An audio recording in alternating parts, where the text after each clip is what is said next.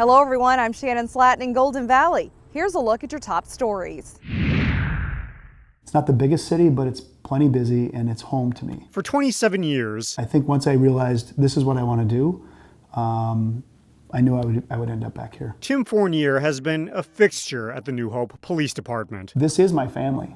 You know, the officers certainly are, but the extended staff, I mean, this has just been wonderful. He's been New Hope's police chief since 2011, but prior to that, this one, the car's locked up.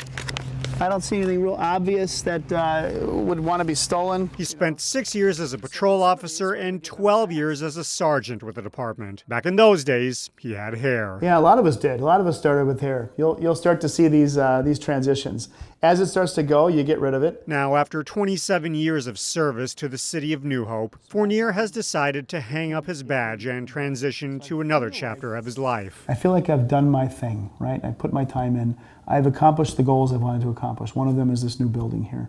And the other is making sure officers have the right equipment to do their job. And since I've been chief, I've really pushed the equipment. I've really pushed the safety part of it. While Fournier has had plenty of memorable days in his 34 years of public service, one that stands out the most Get down. is January 26, 2015. We have shots fired in our city hall. That's the night when a man with a mental illness opened fire at New Hope City Hall during a council meeting. 2 officers were wounded that night while the shooter, Raymond Kometz, was killed. Being there at the time, it puts me right there. It puts me into the same mindset as the officers. It puts me into the same stressors as the officers.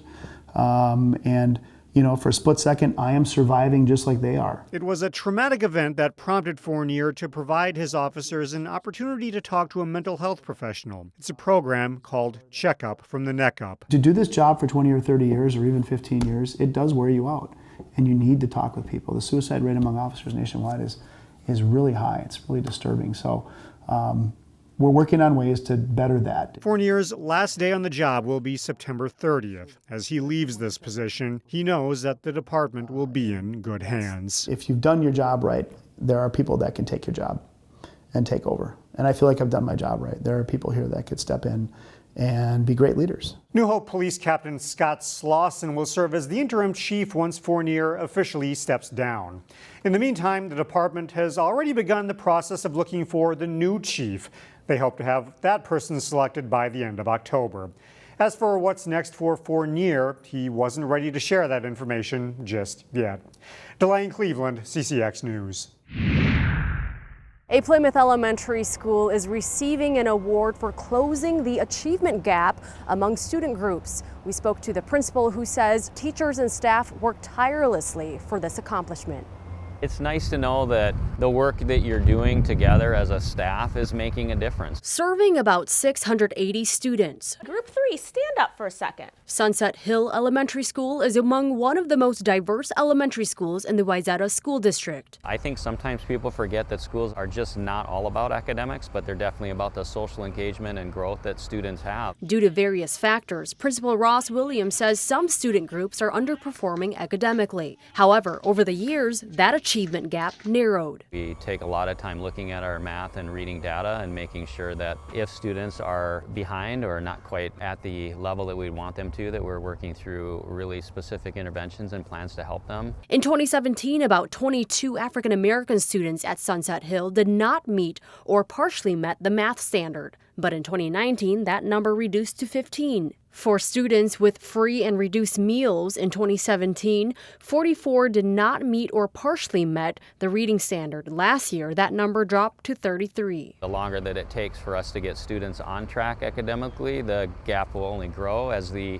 level of content and experiences that students have in school gets more and more challenging. Everybody show me whatever it is that you're going to put in the bucket. By narrowing the achievement gap, Sunset Hill was one of 8 Minnesota schools recognized as a 2020 National Blue Ribbon School by the U.S. Department of Education. Well, it was exciting because I think it really is a testament to the work that staff is really trying to do day in and day out. We do all like the same thing. But Williams reminds others that numbers and data don't show all the great work being done. He says growth over time is more important than proficiency. I think it's really just a recognition, and it isn't something that I think once you reach or receive an award like that, the work is still not done. In Plymouth, Pafu Yang, CCX News.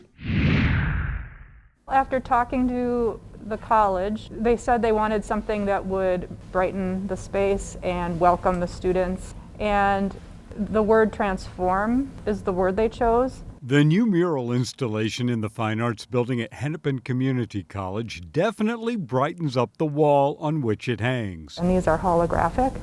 So as people walk by, as the lighting changes, light and shadow of movement, the piece actually transforms. This is the first of 3 commissioned artworks that are going to be part of our truth and racial healing and transformation work that we'll be doing here on campus this year.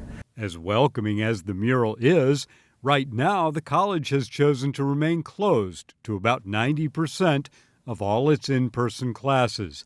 So you'll have to wait to see it in person. Still, we can hope for normalcy to one day return and students to be able to stroll by the iridescent installation on their way to class. I hope that they'll find it interesting, something beautiful in their space, something to think about, the reason it's an abstraction of the word transform is this is the Fine Arts Center, so it gets your mind thinking and you see connections. You have to kind of think to see how the letters fit together.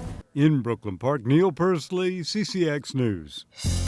Find more local news stories at ccxmedia.org and follow us on social media.